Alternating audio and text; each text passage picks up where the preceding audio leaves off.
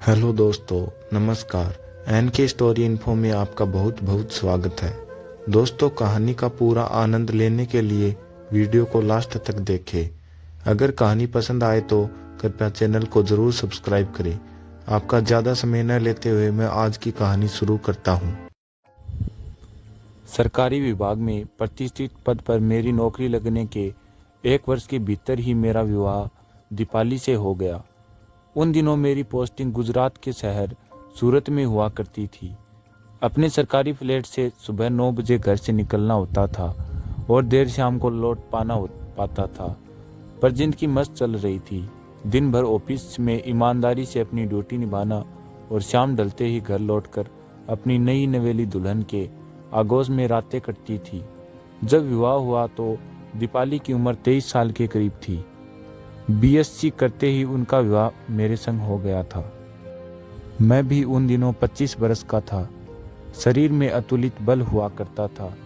Dinner के बाद कितने राउंड मैच करके सोना हो पाता था, कुछ कहना मुश्किल है। दीपाली हालांकि सर्वगुण संपन्न धार्मिक है। सभी तीज त्योहार, होली, दिवाली, एकादशी, प्रदोष इत्यादि सब विधि विधान से करती है और मैच के टाइम बिस्तर में मेरे संग गजब की चौकड़ी भी भरती थी। नित्य पूजा पाठ, सुगढ़ गृहिणी और रसोई की रानी के अलावा मैच खेलना भी उनका प्रिय शगल हुआ करता था। मुझे दीपाली से सिर्फ एक ही शिकायत थी कि वो न तो मेरा बल्ला पकड़ती थी और न ही अपनी पीछ चाटने देती थी। बाकी उसे जैसे चाहो वैसे खिला लो। उनके पारिवारिक संस्कारों का आदर करते हुए मैं भी चलो जो है सो ठीक है सोचकर मस्त रहता था। पर ये सब बातें इस कहानी का विषय नहीं है।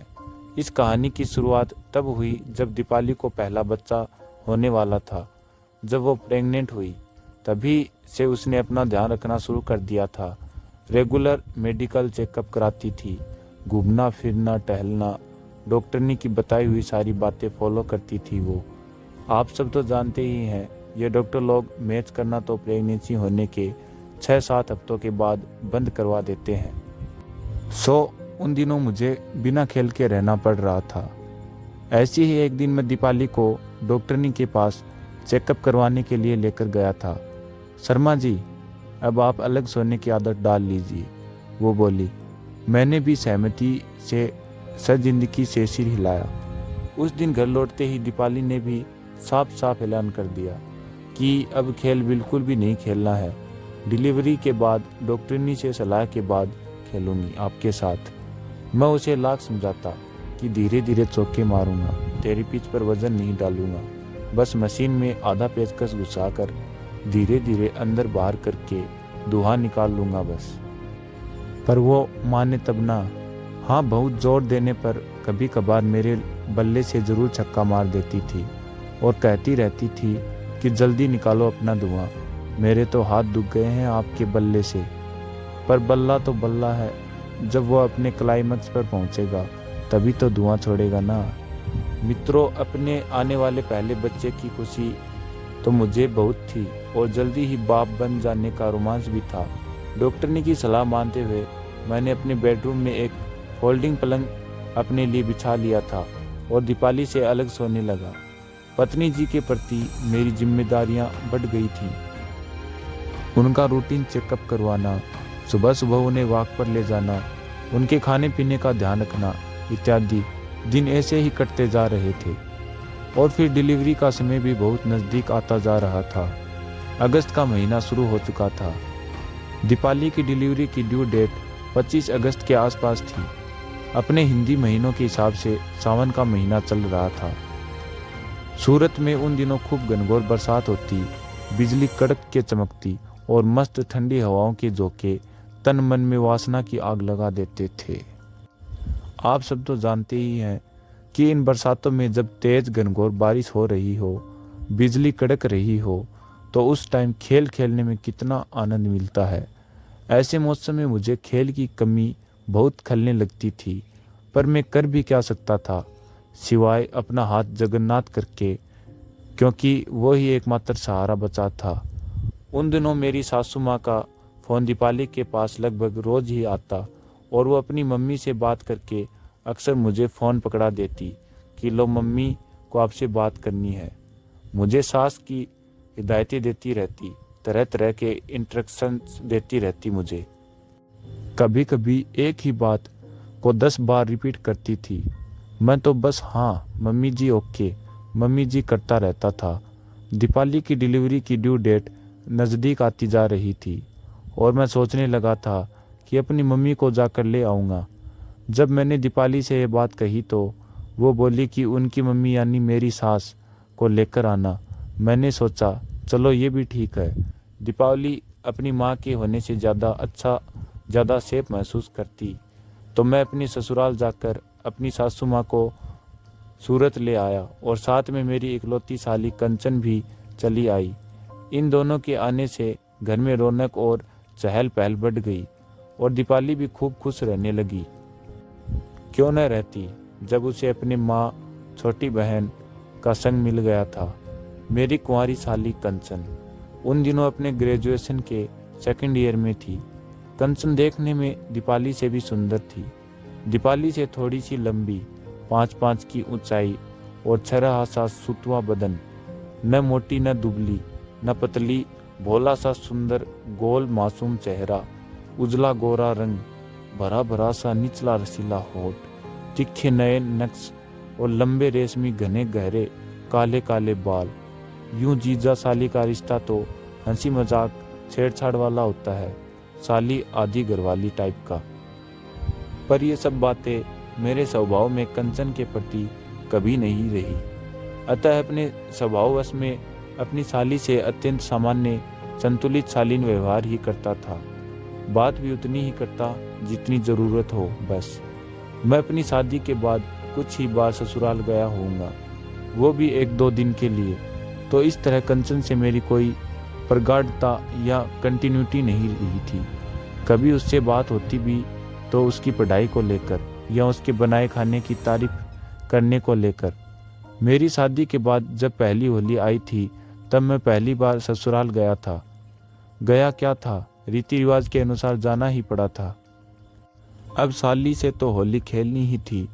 उन दिनों कंचन इंटरमीडिएट के फर्स्ट ईयर में थी। छुई मुई सी शर्मीली लगी थी मुझे वो।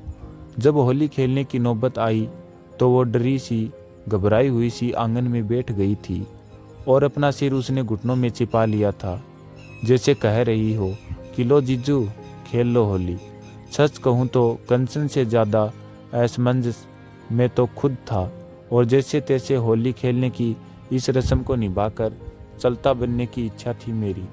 रस्म अदायगी की नीयत से मैंने बाल्टी में रंग घोला और कंचन के ऊपर उड़ेल दिया और अलग हट गया। न तो मैंने अपने हाथों में रंग लगाया, न ही कंचन को कहीं से भी टच किया। कुछ देर कंचन यूं ही भीगी बिल्ली सी बनी बैठी रही। फिर उसने खड़े होकर मुझे एक बार असमंजस भरी निगाहों से देखा, जैसे उसने जो एक्सेप्ट किया होगा कि जीजू संग होली ऐसी होगी वैसी होगी, पर वैसा कुछ भी नहीं हुआ था।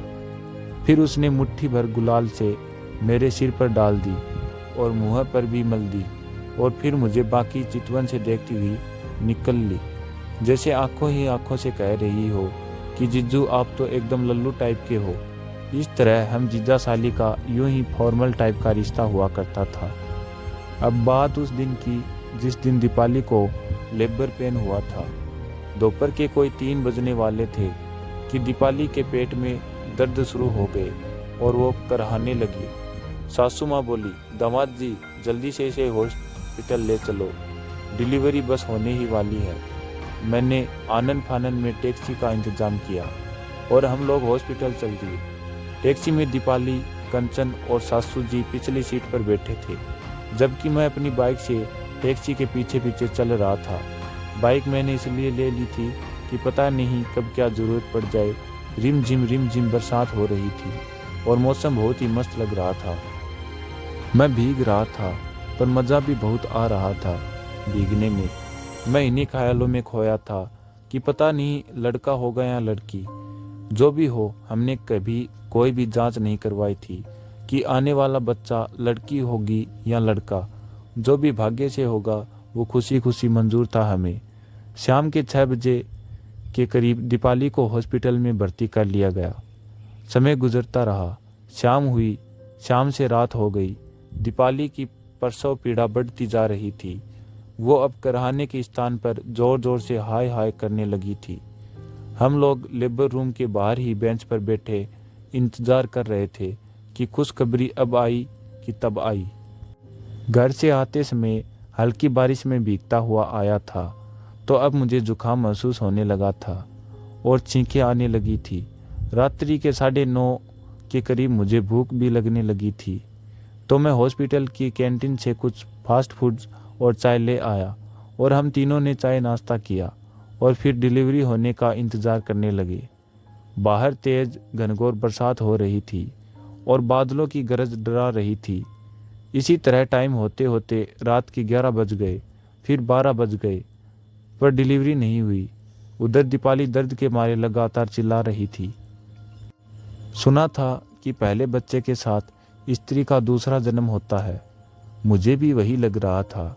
सच कहूँ तो मुझे बहुत डर लगने लगा था और घबराहट भी होने लगी थी कि कुछ अनहोनी ना घट जाए। मैं मन ही मन ईश्वर से प्रार्थना कर रहा था कि हे भगवान, इस बार दीपाली का दर्द हर लो। आगे से मैं कभी इसे हाथ भी नहीं लगाऊंगा और हमारा बच्चा सकुशल हो जाए बस। और साथ ही यह भी सोच रहा था कि जब ये कोमलांगी मेरा बेलन ही आराम से नहीं झेल पाती तो इसकी टाइट सुराई में से बच्चे का बड़ा सा सिर फिर बाकी शरीर कैसे बाहर निकल पाएगा। पर मुझे पता था कि प्रकृति की अपनी लीला है, वक्त आने पर सब संभव हो जाता है। इस तरह वो रात बहुत भारी थी मुझ पर। रात के 2 बज गए। एक नर्स घबराई हुई आई और उसने मुझे दवाई का एक पर्चा दिया और बोली, आपके पेशेंट के साथ कुछ इमरजेंसी है, आप ये दवाइयाँ और इंजेक्शन अभी ला के दो, हमारे स्टॉक में ख़त्म हो गए हैं। बाहर घनघोर बारिश बदस्तूर जारी थी। मैं तो पहले से ही भीगा था पर दवाई लेने तो जाना ही था। मैंने बाइक स्टार्ट की और चल दिया दवा लेने। मुझे पता था कि रेलवे स्टेशन के पास एक मेडिकल स्टोर रात भर खुला रहता है। मैं उस बरसात में आंधी तूफान की तरह बाइक दौड़ाता वहीं जा पहुंचा और दवा लेकर वैसे ही स्पीड में वापस अस्पताल आया। इसके बाद भी आने जाने में मुझे 1 घंटा के करीब लग गया। डॉक्टरनी और नर्स मेरा ही वेट कर रही थी। उन्होंने झट से दवाइयाँ मुझसे ले ली और फिर लेबर रूम में जा के घुसी। दीपाली के दर्द से छटपटाने की आवाज़ें तब भी लगातार बाहर आ रही थी। इधर मेरी तबीयत भी खराब हो रही थी। लगातार भीगते रहने के कारण मुझे छींकें आने लगी थी और कंपी सी महसूस होने लगी थी। साथ ही बदन तपने लगा था। लेकिन उस टाइम मुझे अपनी परवाह बिल्कुल भी नहीं थी। बस यही चिंता सताई जा रही थी कि दीपाली की डिलीवरी सकुशल हो जाए बस। सुबह के 5 बजने में 10 मिनट थे जब लेबर रूम से बच्चे के रोने की आवाज़ें सुनाई दी और कुछ देर बाद एक महिला अटेंडेंट ने आकर बताया कि बेटा हुआ है और जच्चा बच्चा दोनों स्वस्थ हैं। इस शुभ समाचार के साथ ही मेरा टेंशन भी खत्म हो गया। 1 घंटे बाद मेरी सास भी लेबर रूम में जाकर दीपाली और बच्चे को देखकर आ गई और हमें बताया कि सब ठीक है, चिंता की कोई बात नहीं है। शुभ समाचार सुनकर जैसे मेरे मन से कोई बड़ा बोझ उतर गया था। तो दोस्तों, आज की वीडियो में बस इतना ही। कहानी आपको कैसी लगी कमेंट बॉक्स में ज़रूर बताइएगा। अगर कहानी पसंद आई है तो चैनल को ज़रूर सब्सक्राइब करें और वीडियो को लाइक करें। तो दोस्तों, आपको फिर मिलता हूँ अगले वीडियो में। तब तक के लिए नमस्कार।